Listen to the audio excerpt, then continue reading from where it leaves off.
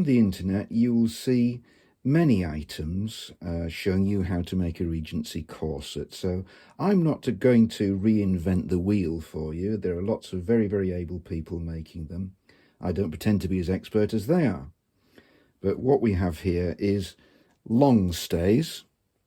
They are corded. They've got a wooden busk, and they've got gussets at the side to account for hips, and the cups for the bust.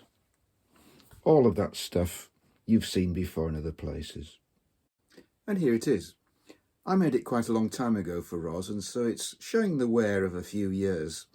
It's made of brocade, cording to make it more solid in the body, and there's something unusual about it for those ladies who find it difficult to get dressed if they go to a function and get dressed there rather than dressed at home. What you can see in the front is a bow. If you've got a lady's maid to help you get into your corset, all well and good. There's an awful lot of straps that go in the back and has to be laced down the back. But if you're by yourself, this might be an answer for you.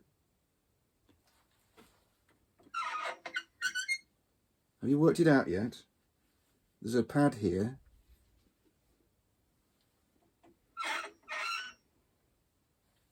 Fan lacing.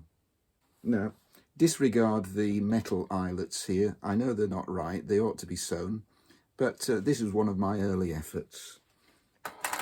So that bow at the front, if we undo it, you'll see the way the fan lacing works.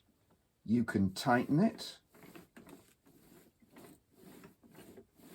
all from the point of view of doing it yourself. Tie it round the front and you're done. I've got a piece of absolutely delicious green worsted behind here, destined for a Spencer for Ros, and that will help you see the way that the ribbons go rather more easily. Starting at the bottom of the pad, your bottom ribbon comes down through the eyelet and across underneath, up and across to the bottom of the other side. Similarly, number 2 comes down into the bottom, across underneath, up and back up there. You can make your own patterns with regard to the in and out between each other as you work your way through, if you added it alternately there to begin with. I added these bits of ribbon here, as you can see, to make sure that the spacing between each of the straps was maintained. We found that when it was just maintained out of the back there, it wasn't enough to stop them all going over on top of each other, so it needed to be that bit wider before it was spread across the back. It's a bit painstaking, but it works really well. Give it some thought. Here are a few close-ups of the stays. You can see that the cording was in 2 thicknesses, the thicker one going up and down and the thinner ones going diagonally across. This cording supports the underbust, and you can see that the larger piece of cording goes down to come from the shoulder. The inside layer is calico, and the channels for the cording can be clearly seen here.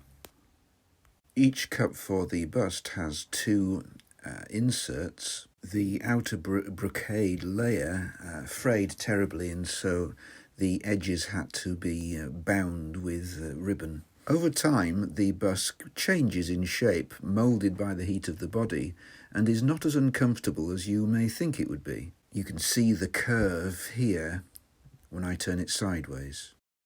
Well, I hope you found that interesting. If you enjoyed this video, then please like and subscribe.